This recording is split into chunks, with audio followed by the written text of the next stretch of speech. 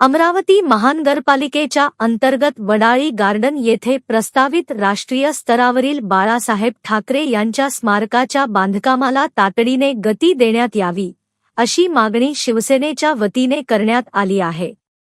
मंगळवार दिनांक 7 एप्रिल 2026 रोजी शिवसेना जिल्हा प्रमुख संतोष बद्रे यांच्या नेतृत्वात जिल्हाधिकारी कार्यालयात निवेदन सादर करण्यात आले. यावेळी अधीक्षक तथा तहसीलदार डॉक्टर निलेश खटके यांनी निवेदन स्वीकारले.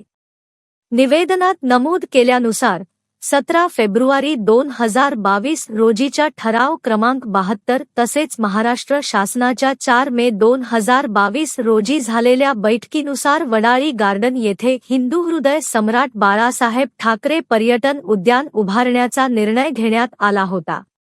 मात्र 4 वर्षे उलटूनही या प्रकल्पाच्या कामाला अद्याप सुरुवात झालेली नाही.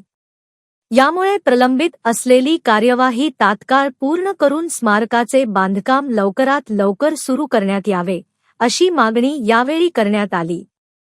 तसेच प्रशासनाने योग्य पाठपुरावा करून हा महत्त्वाचा प्रकल्प मार्गी लावावा, असेही निवेदनात नमूद करण्यात आले.